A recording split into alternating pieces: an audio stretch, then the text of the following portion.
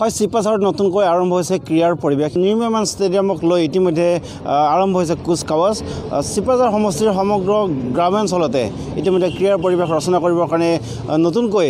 উজ্জীৱিত হৈছে চিপাঝাৰ ক্ৰীড়া সংগঠন আৰু ইতিমধ্যে আজি চিপাঝাৰ ক্ৰীড়া সংগঠনৰ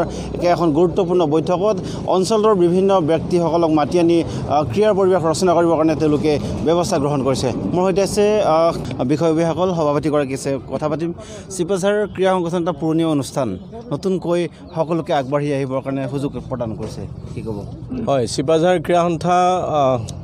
বহু পূৰ্বৰে সংগঠন আৰু চিপাঝাৰত এক ক্ৰীড়াৰ পৰিৱেশ গঢ়ি তোলাৰ কাৰণে আমাৰ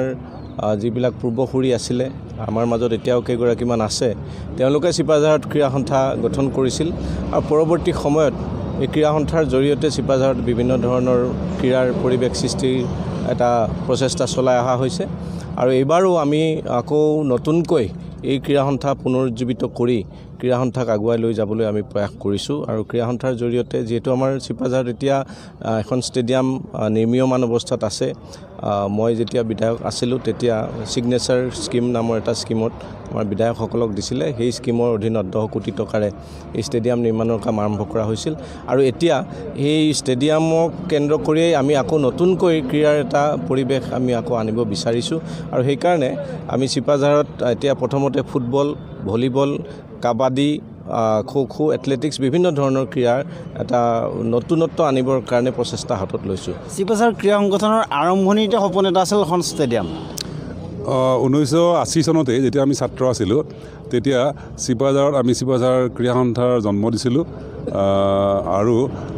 তেতিয়াই আমি চিপাঝাৰ ক্ৰীড়া সন্থাৰ কাৰণে এই যিডোখৰ ঠাইত এতিয়া ষ্টেডিয়াম হৈ আছে বনাই থকা হৈছে সেইখিনি মাটি আমি তেতিয়া আমি ৰাখিছিলোঁ আৰু মোৰ বন্ধুসকলৰ সৈতে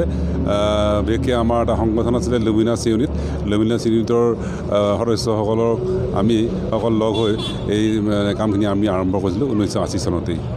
আজি বিভিন্ন অঞ্চলৰ সমষ্টিটোৰ বিভিন্ন অঞ্চলৰ ক্ৰীড়া প্ৰেমীসকলক আপোনালোকে মাতি আনি এটা উৎসাহিত কৰিছে আৰু কি ধৰণে আপোনালোকৰ প্লেনিং কৰিছে নাই চিপাঝাৰৰ ক্ৰীড়াৰ ইতিহাস মাজতে চিপাঝাৰত ক্ৰীড়াৰ স্থবিৰতা আহি পৰিছিল এতিয়া আমি আকৌ অতীতৰ ইতিহাসটোলৈ ঘূৰি যাব খুজিছোঁ তাৰ কাৰণে আমাৰ গাঁৱে ভূঞে সিঁচৰিত হৈ থকা সংঘ ক্লাববোৰৰ যিসকল কৰ্মকৰ্তা আছে তেওঁলোকক লৈ পুনৰ উজ্জীৱিত কৰিব খুজিছোঁ চিপাঝাৰত ক্ৰীড়াৰ পৰিৱেশ পুনৰ ঘূৰাই আনিবৰ কাৰণে 15 তাৰিখৰ পৰা আমাৰ প্ৰশিক্ষণ আৰম্ভ হ'ব গাঁৱে ভূঞে এখন লীগ লক্ষ্য কৰি আমি এখন লীগ অনুষ্ঠিত কৰিম মে' মাহৰ 10 তাৰিখৰ পৰা তাৰ আগতে আমি প্ৰশিক্ষণৰ আয়োজন কৰিছোঁ আৰু গাঁৱে ভূঞে 15 তাৰিখৰ পৰা আমাৰ ফুটবল চলিব সমাগত মে' মাহত চিপাঝাৰত অনুষ্ঠিত হ'ব এখন আকৰ্ষণীয় লীগ ফুটবল লীগ আৰু সেই ফুটবল লীগখনক লক্ষ্য কৰি ইতিমধ্যে সমষ্টিটোৰ প্ৰান্তে এই ধৰণে অনুশীলনৰ কুচকাৱাজ আৰম্ভ কৰিবলৈ আগবাঢ়ি আছে চিপাঝাৰ ক্ৰীড়া সংগঠনে